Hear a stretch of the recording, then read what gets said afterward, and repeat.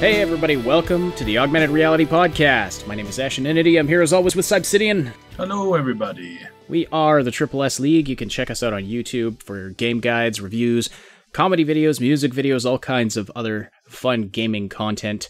That is us. That is what we do. And we also do this podcast. So let's jump into it. So I'll be honest. There's a couple of big stories this week that we're going to cover that are just kind of a downer. Like there's just totally depressing. There's a lot of bad news in the gaming industry this week in the gaming news. So we want to start the podcast off on more of an up note. So we've got a few more fun stories and also some exciting stuff. And one of those things is Cyberpunk 2077. So I've had some information you wanted to drop a couple of hints about that. Something that's coming down the road on our channel. This is a tease. Yes, this is a tease. So we have leaks, and we have some pretty awesome leaks. Once we confirm them, we're going to be talking about these leaks in the next big podcast. But the tease for this week is that we have uncovered some information on the game itself, on the gameplay, and a little bit of some behind-the-scenes stuff. We're still confirming that this is real and doing our best to double-check the sources. So we're going to do that first. Yeah, and so we'll cover that. So cool. I'm so excited. This is going to be so amazing. So we will be covering that on the podcast here probably over the next couple of weeks, as soon as we're able to verify a few things. So we don't ever want to put up information there that's not true or that's not verified. We don't want to deal in rumors here. We want to give you the factual information. I mean, sometimes we do talk about rumors and sometimes we do speculate, but we absolutely try to make that clear when we're doing that. But when we're presenting something as actual news, we definitely want it to be factual. This game is going to be so awesome. I really have... Is it awesome enough that you would pay $30,000 for it? To maybe get in on it right now, maybe. If you could play it tomorrow, you'd sell your house. And if I could play it tomorrow, maybe. Depends on what I could do with the information. If I'm the only person who can stream it, period, for the whole time it's in development, then yeah, that's definitely worth it. Well, then hopefully the game is at least as good as the original Super Mario Brothers. A copy of which sold this week for $30,000 on an online auction. Wow. It was a sealed, mint condition cartridge of the original Super Mario Brothers for the NES. So presumably never opened, still in its shrink wrap. And from this picture here, looks like it's still got the original price tag on it. It was selling for $26.99 in, I'm guessing that's American dollars, back in whatever year the game came out. What was that, 83, 84? That is a lot more money than I would have thought it would have sold for. But maybe that sticker got on it, a couple of years down the road. Who knows? That is amazing, though. That is an awful lot of money to pay for an NES cartridge. And you know that it's still in its shrink wrap, so at least you won't have to blow the dust out of it before you stick it in your NES. Which apparently is not something that's actually good for your cartridges to do. You remember how we always used to do that? Yeah. You'd blow when it just wouldn't load properly, and so you'd blow the dust out. You were just getting your spit all over the connectors. That's all you were doing. Well, that's if you blew a spitty blow. That's something that I went to great pains to make sure that didn't happen, because even I was it doesn't matter how careful you are, there's going to be moisture in your breath that you're blowing on there. Not that it's relevant anymore, but yeah, don't blow on your game cartridges. It's not. And now you can't taste the Nintendo cartridges. That's just, well, I mean, you can taste it, but it just really tastes awful. What? You honestly didn't hear about this? No. So Nintendo's cartridges, they coat them in a chemical that's harmless to consume, but it just tastes terrible. And it tastes terrible because toddlers like to put stuff in their mouth. And far too many of them were eating stuff. So now if you taste a game cartridge from Nintendo, it will make you basically not want to ever put it anywhere near your mouth or face ever again. Okay, who figured this out? That's the question I have. Well, to me, when this came out, I was like, duh, of course you do this. Toddlers like to put stuff in their mouth. Of course you coat it with something that tastes terrible. But people were so caught up on this for ages. It's probably why I didn't mention it before. I have never heard of this, but I don't know. My approach when I had toddlers was put the breakable shit out of reach. Have it at least 3 feet off the ground. You didn't have climbers. Oh, yes, I did. You didn't have climbers. We had climbers, we had throwers, we had chuckers, we had everything in between. Yeah. You would not believe the things I have pulled my kids off of. But anyway, if you've ever wanted to try your hand at being a stand-up comedian, or a heckler of a stand-up comedian, well, now you get your chance to do this in a virtual space. From behind your own computer screen, there's a new game coming to Steam called Comedy Night.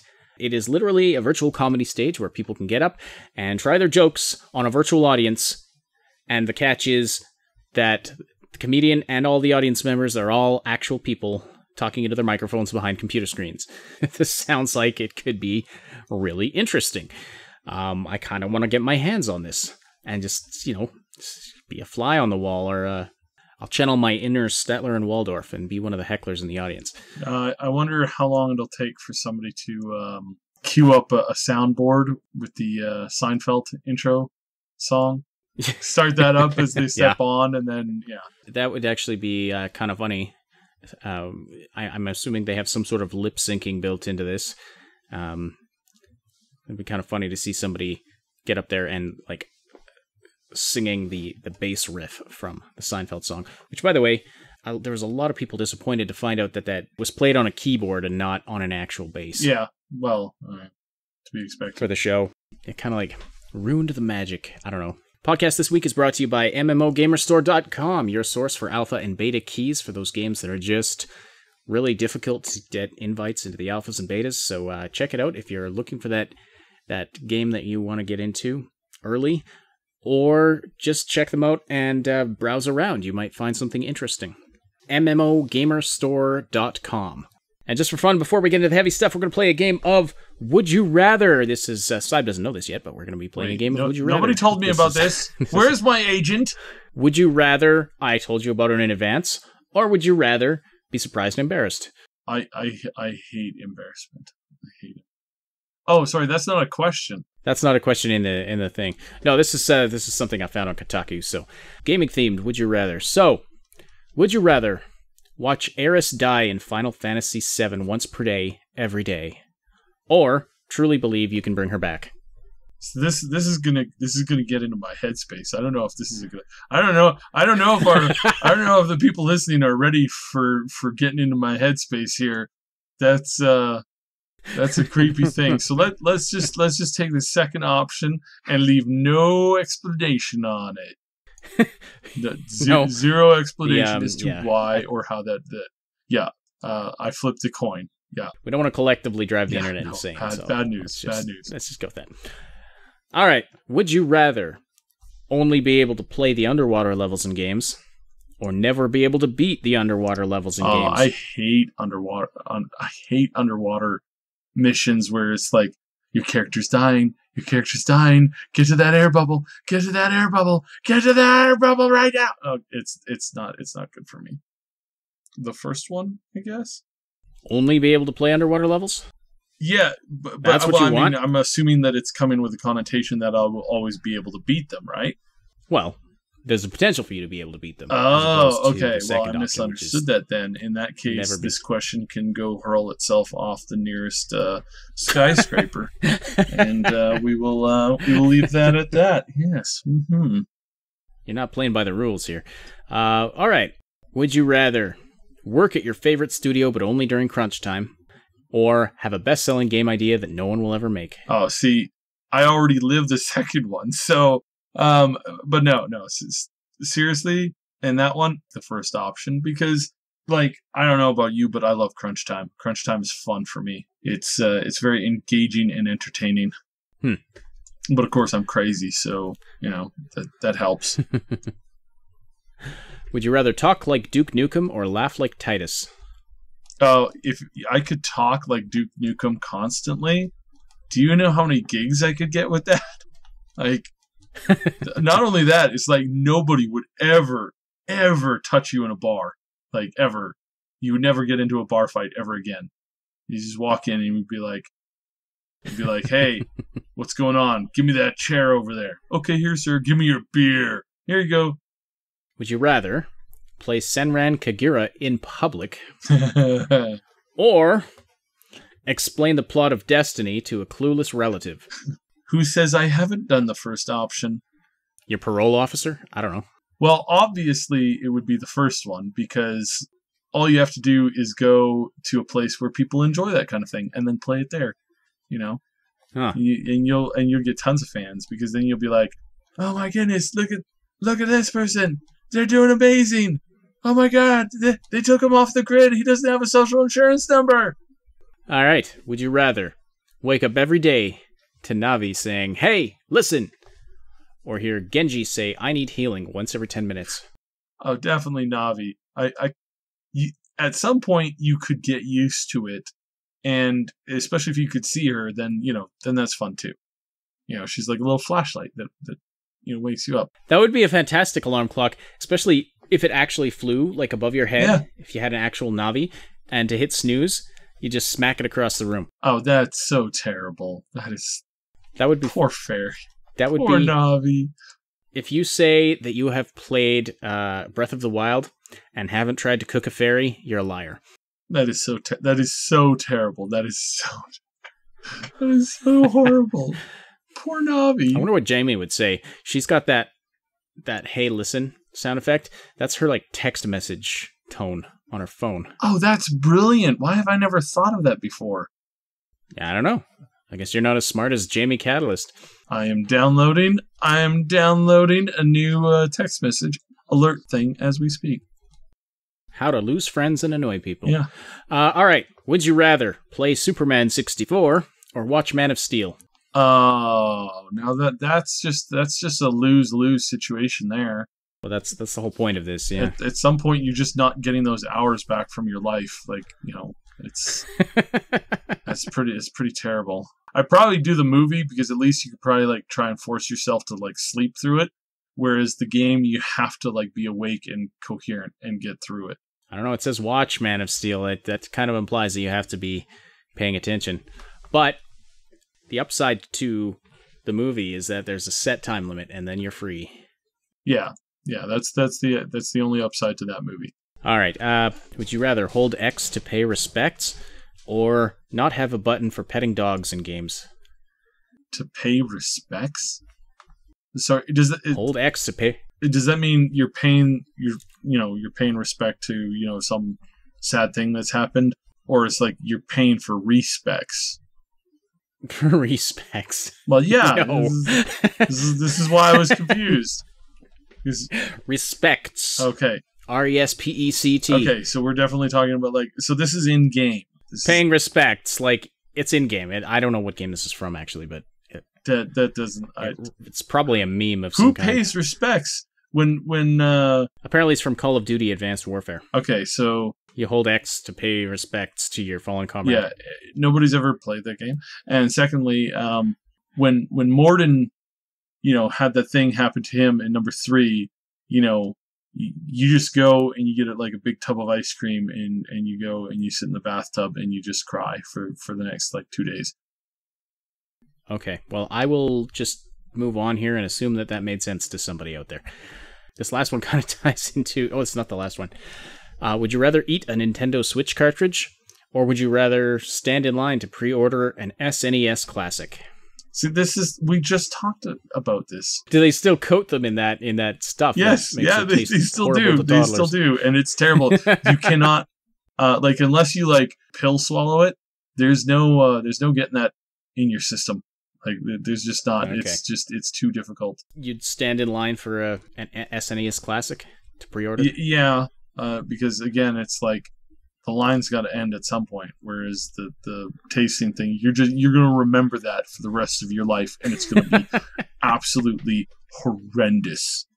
And finally, the mother of all questions: would you rather never play a video game ever again for life? Nope.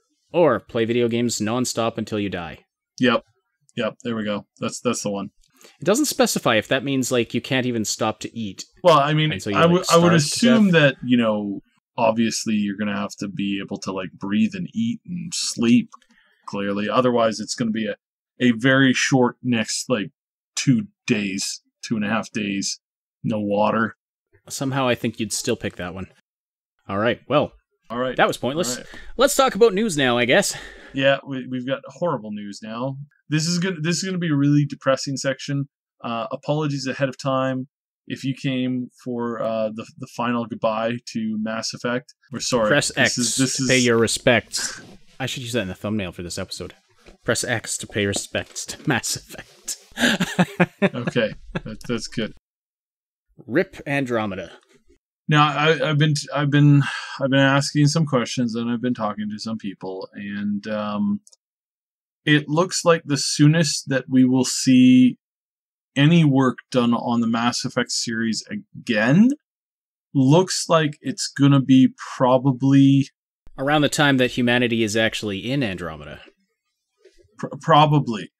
This is really unfortunate, and this is the only reason why we're still a long way off from getting to Mars. It's that doesn't bode well. So let me just explain. Kind of, we'll do the setup, and then I'll have my notes here. So, from some peeps who work at Bioware. So, here's essentially what has happened. Did you just say peeps? Yeah, peeps. You know, those little marshmallow things that you eat during Easter. Wonder the game flopped.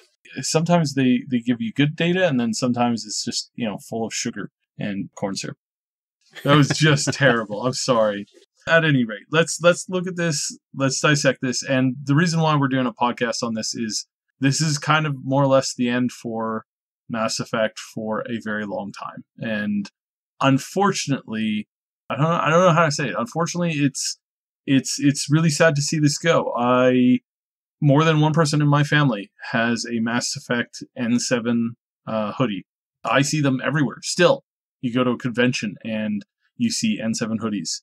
And unfortunately, at this point now, Mass Effect's Montreal studio has officially basically closed. Bioware Montreal. If you remember a couple weeks ago when we were talking about this, I said that the studio was practically empty. From there, what happened is that EA did some restructuring financially and also, with BioWare, and they shifted basically a lot of their programmers and workers to a new building with a new staff working on a new EA game. From what I hear, it looks like it's going to be one of the Star Wars, possibly the Star Wars open world game that we're expecting in two years-ish. Okay. The studio is shut down, basically. They're not working on anything aside from basically patchwork at this point. For Andromeda. So that's... for Andromeda. Is this the nail in the coffin for the DLC then? Are the poor Quarians... This is almost assuredly the nail in the coffin for the DLC. They have basically shelved pretty much everybody who was working on it. So if it wasn't out by now, I really wouldn't ever expect it, because they've got to get cracking.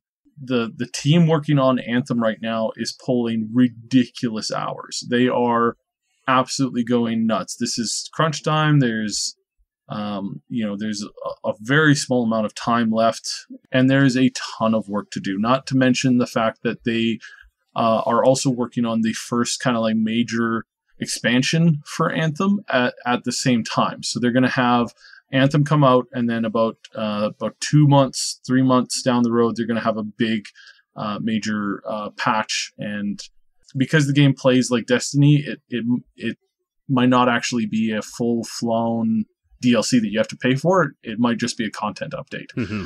It's probably the way that they're going with that. So yeah, the staff is really busy working on that. The staff that's not working on that is working on the new Dragon Age stuff. And those that aren't working on that are assisting EA's office with the stuff that they're doing. And BioWare Austin is working on some stuff as well. So nobody's really free to work on the Andromeda DLC. That was exclusively supposed to be Montreal working on that. So yeah, this is really painful. What about the Quarians, man? What about the Quarians? Looks like we may never know. They're lost to the dark, cold depths of space. Both of the existing studios have their workload cut out for them, literally for the next decade. Anthem was announced as a 10-year plan. There's a ton of stuff that has been planned, and they needed that third studio to work on the Mass Effect series. So they're really banking on Anthem, aren't they? So let's hope at this it's not point, another debacle for them. At this point, let's bloody well hope so. And I really hope that they pull the best game that they have ever made out of the magic hat, so to speak. Because at this point, they are seriously encroaching on massive danger territory. EA, not doing so hot, still suffering from a really bad public image. A lot of their games not been doing as well as they have wanted them to. They're still making a profit, but they're running out of ideas. Like, they've been selling stuff quite quickly as far as like games and releases goes, but a lot of their studios are starting to hit a certain level of fatigue, and a lot of their like long-term leadership is starting to hit levels of fatigue. And you can't pump out a AAA title in 2 years anymore. It's just not a thing. It was rarely a thing before. But now with the way that the technology is and the advertising for a project, Anthem is, frankly, I was really shocked that they came out with Anthem in the way that they're doing. I've known for a while they wanted to have a new title. They wanted to have a combat title that focused more on, a little less on story and a little bit more on gameplay, so that way they could retain more concurrent players of a game. So the business call was made, all right, let's make a new IP, and not, hey, let's revamp an existing IP. So they've really got to sell this hard. And if it falls on deaf ears, then they're really going to walk towards this point of literally having like nothing. They've essentially sacrificed Mass Effect to Anthem. Mass Effect has been put on the altar, so to speak. And if they want to bring that game back, they're looking at, a complete revamp of the story, a complete revamp of the engine and the technology and the multiplayer system, which was supposed to be in Andromeda, which it wasn't, which was shocking. There was a handful of other things that are, they'd have to do. And we're looking at like at least 4, maybe 6 years. Anthem has been in development for a very long time. All of their recent games have been in development for a very long time. And now we're looking at this going, well, if you guys don't release a game that, is a top 10 for, whatever year that they've released, and they're releasing it with some heavy, heavy competition, there's a very good question as to how successful the company will be, and will they start hemorrhaging a large amount of money. So that is the unfortunate reality of development and creating new games and new IPs. I feel pretty confident. The Edmonton studio has been doing a very good job for a very long time. They have some of the best people that have been working at Bioware for a very long time there. They are good people. They are very intelligent. They know what the gamers want. They have been working on this for quite a while. Unfortunately, with the selection of games that they're working on, we're going to cross our fingers and we're going to pray to the Atari gods that this comes down and works really well. Doom and gloom, so much doom and gloom. Oh, and our next story is just as cheerful, huh?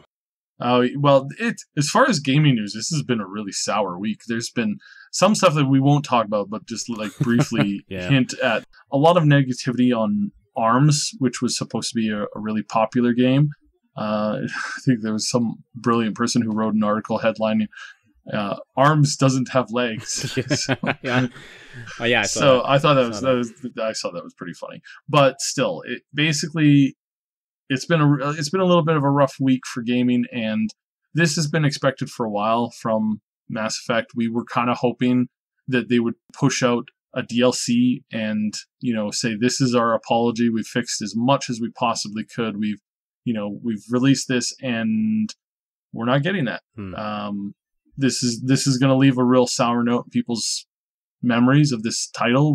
Number 3 was a little rough, and in some cases a lot rough around the edges, and really failed to deliver a finish that people wanted.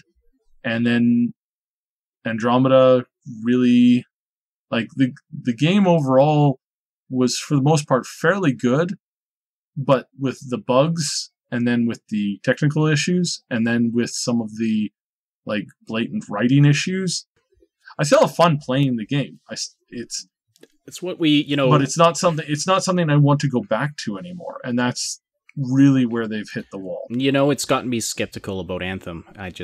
Because in the preview material, I don't know, Anthem just, it just has this huge Andromeda vibe. And we've talked about this previously, how it's basically built out of unused assets or unused ideas that were created for Andromeda. So BioWare really does have a big hurdle to overcome as if they want to continue to succeed and continue to be a big player in this modern market. Not only that, and you're absolutely right there, but not only that, but the story, like BioWare's always been good at story content, writing amazing stories that you remember. I still remember every minute of the 4-minute reveal of Knights of the Old Republic, the very first game. What happened at 1 minute and 29 seconds? Oh my goodness, I can't remember her name. Bashi. I always called her the hot pale girl. She's sitting there talking, and I'm like, oh my goodness, this is leading to something. This is leading to something. And then the cutscene starts to cut in there. Yeah, they have been really good at the dialogue, at the story, at the getting you emotionally invested into the story. And when you have to choose who am I going to sacrifice to this mission, that kind of thing in the original Mass Effect, that was game changing. But with Anthem, it's more about the combat, and it's more about them coming back as a MOBA or a team MOBA, or I say MOBA in the sense that you're going on these missions. You're not really like, hey, let's just trek across the whole world and just do missions at random. It's like, no, here's your mission zone. Go here to do your mission zone. And you're like, well, can we go off and do other stuff? Yeah, but your mission zone is over there. And you're like, oh, okay. So a little bit like, let's hope it's a lot more like Skyrim. So Skyrim was kind of the same. It's like, here's your mission over there, but you can get lost between here and there forever. Same with Fallout. That's the kind of wonderful thing about those worlds. So let's hope it borrows a little bit more from that and a little bit less from kind of the Destiny thing of like, here's your mission now, here's your next mission now, here's your raid now, here's right, repeating all this content that you've just done. Here's repeating it for the next 3 months while you wait for new content. We hope it's not that, and I'm fairly certain that it's not.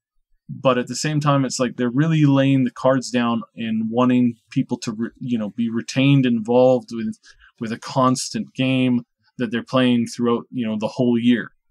And dear BioWare, you realize that when you created Neverwinter Nights, you created a game that people played for decades. Well, almost decades. They played for well over a decade constantly because they could mod it, they could change it, they could create items, they could add those items, they could create costumes, they could do all kinds of things with the tool editor.